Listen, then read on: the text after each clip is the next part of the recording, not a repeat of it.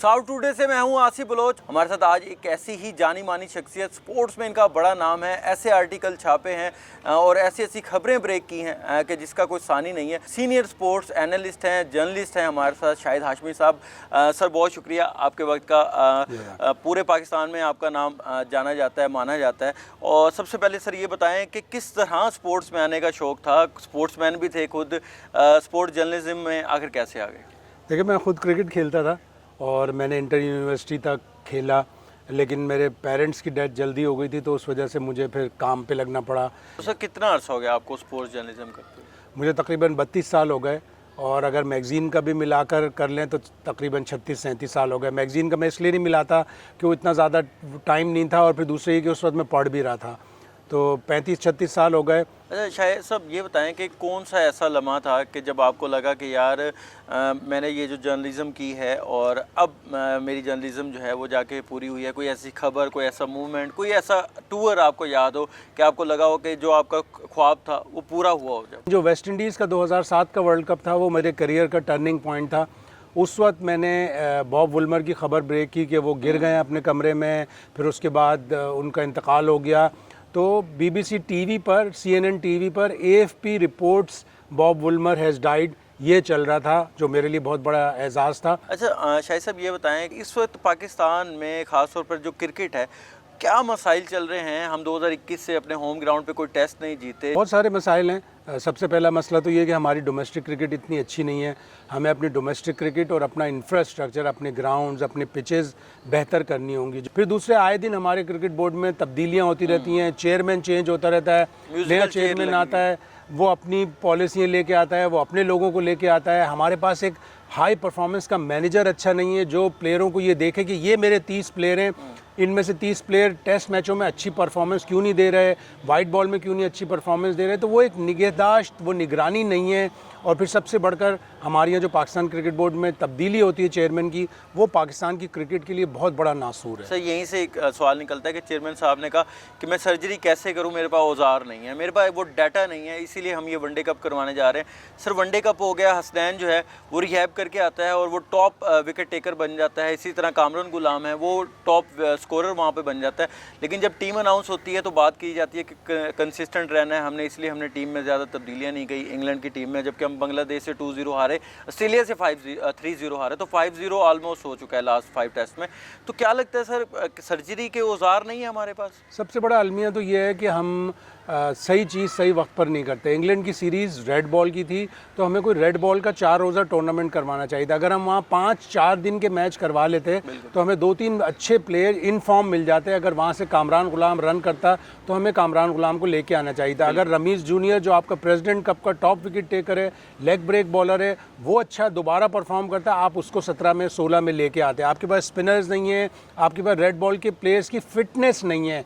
अगर आपने champions cup कराया था तो आपको वाइट बॉल में शायद फ़ायदा पहुंचा दे, रेड बॉल में फ़ायदा नहीं पहुंचाएगा। तो बोर्ड को अपनी पॉलिसियों में भी थोड़ा सा एक तब्दीली लानी पड़ेगी। इंग्लैंड आई हुई है अब पाकिस्तान के दौरे पे। इंग्लैंड की जो सिलेक्शन है उसको कैसे देखते हैं कि आपके जो चीफ सेलेक्टर थे वो इस्तीफ़ा दे के चले जाते हैं और शान मसूद का भी कहा जा रहा है कि मेक एंड ब्रेक उनकी एक सीरीज़ हो सकती है। कैसे देखते हैं? पूरी इंग्लैंड की एक बड़ी टफ टीम है और जिस तरह की वो बेसबॉल क्रिकेट खेलते हैं, कैसा आप ये पूरा देख रहे हैं? देखिए, हमारी 2-3 साल से टेस्ट क्रिकेट बहुत पीछे चली गई है। हमारे प्लेयरों की 5 दिन की मेंटालिटी नहीं है, 5 दिन की फिटनेस नहीं है। वो ज़्यादातर लीग क्रिकेट खेलना चाहते हैं, वो ज़्यादातर T20 क्रिकेट खेलना चाहते हैं। तो अब वक्त आ गया पाकिस्तान की क्रिकेट बोर्ड को और पाकिस्तान के फैंस को ये सोचना पड़ेगा कि हमारी क्रिकेट जल्दी सही नहीं होगी। हमें कम से कम 2 साल का इंतज़ार करना पड़ेगा। हमें वाइट बॉल के और रेड बॉल के प्लेयर अलग करने पड़ेंगे। अगर हमने अलग नहीं किया तो हमारी क्रिकेट इसी तरह सफ़र होती रहेगी। टेस्ट क्रिकेट में आपको कम से कम 2 से 3 साल चाहिए होंगे। वाइट बॉल में अभी भी इतनी टीम बुरी नहीं है, रेड बॉल में हमारी टीम बुरी हुई है। हमें रेड बॉल के क्रिकेटर बिल्कुल अलग रखने पड़ेंगे, उन्हें ज़्यादा पैसे देने पड़ेंगे ताकि वो T20 लीग्स की तरफ ना जाएं। सर एक बड़ा इस वक्त पूरे पाकिस्तान के फैंस का बड़ा कंसर्न है, वो है बाबर आजम। उनकी फॉर्म, वो हमने देखा नेशनल कप में उन्होंने एक 100 भी बनाया, हमें लगा कि शायद फॉर्म वापस आ गई है। अब क्या लगता है, मुसलसल 16 इनिंग्स के बाद आपने एक 50 नहीं की, लास्ट आपका जो हाईएस्ट था वो 41 था इन मेलबर्न। क्या कहेंगे सर, कहाँ लैग कर रहे हैं? अभी कप्तानी का प्रेशर था, वो भी उन्होंने जो है वो इस्तीफ़ा दिया। क्या मसाइल चल रहे हैं आखिर? कोई और परेशानी भी है उसको, कप्तानी की जिम्मेदारी के अलावा भी कोई और परेशानी है। एक तो बाबर आजम बहुत इंट्रोवर्ट है, मैंने ये सुना है अपने प्लेयरों से भी डिस्कस नहीं करता वो।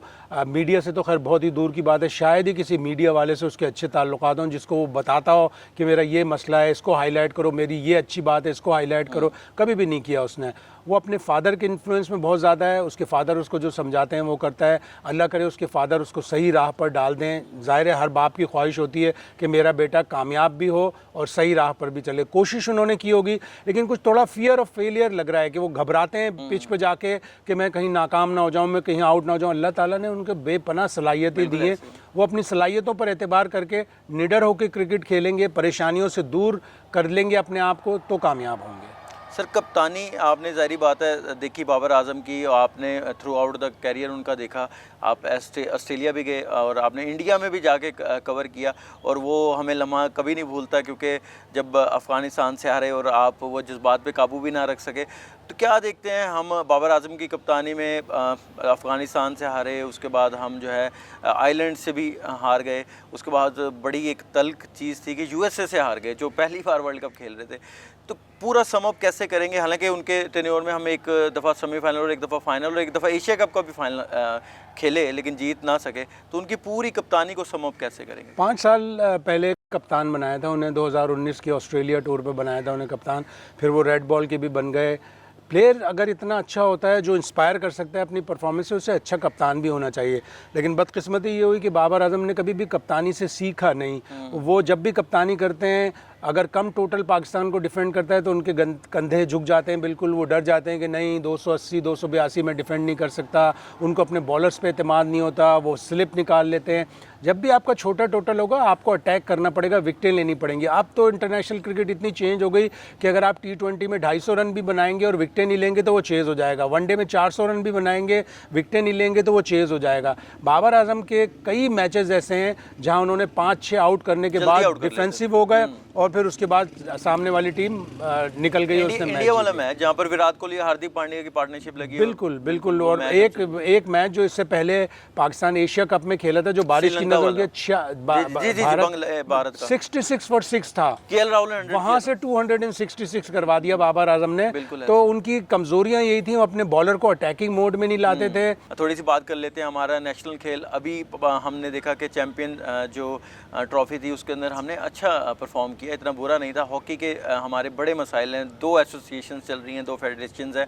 सर क्या कहेंगे, क्यों हमारी, अब हमने देखा कि भारत जिस तरह स्ट्रॉन्ग हो रहा है, हम लोग ओलंपिक से बाहर चले गए हैं, कहाँ मसाइल हैं सर? इसको रिवाइवल कब होगा? देखें क्रिकेट में भी इंडिया इसीलिए आगे बढ़ा कि उनके पास पैसा आया और उनके पूल ऑफ प्लेयर्स बढ़े।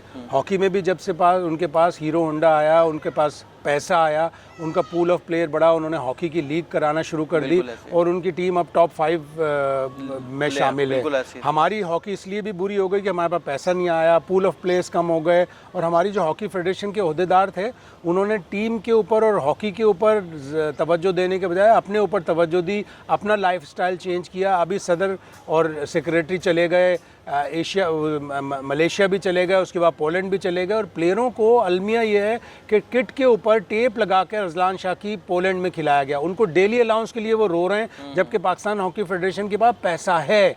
आप क्यों ऑफिशियल्स जाते हैं? ऑफिशियल्स तो पूरी दुनिया में किसी भी हॉकी फेडरेशन का आपको सेक्रेटरी और सदर किसी टूर्नामेंट में नज़र नहीं आएगा। हमारे वाले क्यों जाते हैं? तो गवर्नमेंट को इसमें स्टेप लेना पड़ेगा। राना मशहूद साहब बहुत सीरियस आदमी हैं, बहुत सिंसियर आदमी हैं, उनको चाहिए कि इसमें स्टेप लें। जब उन्होंने पैसे दिलवाएं तो ये भी नज़र रखें कि ये पैसा गलत जगह पे क्यों खर्च हो रहा है। आलू छोले खाकर हॉकी का प्लेयर इंटरनेशनल हॉकी नहीं खेल सकता, या उसे डेली अलाउंस 6-6 महीने नहीं मिलेगा, 12-12 महीने नहीं मिलेगा, तो वो हॉकी जाकर नहीं खेल सकता। इसीलिए 3 प्लेयर जब लीग खेलने गए तो उन्होंने कहा कि हम उनको लाइव बैन कर देंगे। जब आप प्लेयरों को पैसा नहीं देंगे तो वो बाहर जाएंगे। Sir Arshad Nadeem gold medal जीत के आए और अपनी ही जो है मेहनत के ऊपर क्या कहेंगे, अगर हम ओलंपिक्स के ऊपर, ओलंपियंस के ऊपर वर्कआउट करें, एथलीट के ऊपर वर्कआउट करें, मज़ीद भी गोल्ड आ सकते हैं? बिल्कुल आ सकते हैं हमारे पास, लेकिन हमारी जो ओलंपिक एसोसिएशन है उसको चाहिए सिर्फ उन खेलों पर तवज्जो दे जिनमें हम मेडल जीतने की अहलियत रखते हैं। वेट लिफ्टिंग में हम रखते हैं, हमारे पास नूर दस्तगीर भट्ट बहुत ज़बरदस्त है, तालिब बहुत अच्छा था, उसको बदकिस्मती से डोपिंग में 2 साल का बैन हो गया, अब उसका बैन उतर जाएगा तो आप उसके ऊपर तवज्जो दें। बॉक्सिंग में हम बहुत अच्छा कर सकते हैं, हमारे पास बॉक्सर बहुत अच्छे हैं, हमने एक बॉक्सिंग का कांसी का तमगा जीता हुआ है 1988 ओलंपिक्स में, उसके बाद हमने उसको बिल्ड नहीं किया। हम कश्ती रानी में बहुत अच्छा कर सकते हैं, हम जूडो में बहुत अच्छा कर सकते हैं, हम रेसलिंग में बहुत अच्छा कर सकते हैं, और अब जेवलिन तो हमारा नेशनल स्पोर्ट बन गया है और हमें नेशनल स्पोर्ट को आगे बढ़ाना चाहिए। अरशद नदीम की ही ड्यूटी नहीं है बल्कि पूरी हुकूमत, पूरी ओलंपिक एसोसिएशन की ड्यूटी है कि वो एक और ओलंपिक चैंपियन प्रोड्यूस करें। अच्छा सर, एक और बड़ा इस वक्त अहम सवाल है और सेकंड लास्ट क्वेश्चन है मेरा, भारत की टीम क्या चैंपियन ट्रॉफी खेलने पाकिस्तान आ रही है? देखिए अभी तक तो जो आसार लग रहे हैं उसमें तो लग रहा है कि नहीं आएंगी, और अब भारत ने अपने मन पसंदीदा जर्नलिस्टों और अखबारों को ये ख़बरें देना भी शुरू कर दी। कल टेलीग्राफ में भी एक ख़बर छपी थी। अब भारत ये फ्लोट करेगा कि नहीं पाकिस्तान में तो चैंपियंस ट्रॉफी नहीं होगी, हम भी नहीं आएंगे। अभी उनके वज़ीर ख़ारजा आ रहे हैं, शंघाई कॉरपोरेशन की ऑर्गेनाइजेशन की जो समिट है, लेकिन उन्होंने पहले कह दिया कि मुझसे कोई अमन की आशा का तमाशा की बात ना करे, मैं इस टाइप की बात नहीं करूँगा। तो जब तक इंडिया और पाकिस्तान में ताल्लुकात बेहतर नहीं होंगे, नहीं लगता कि भारत की टीम पाकिस्तान आएगी।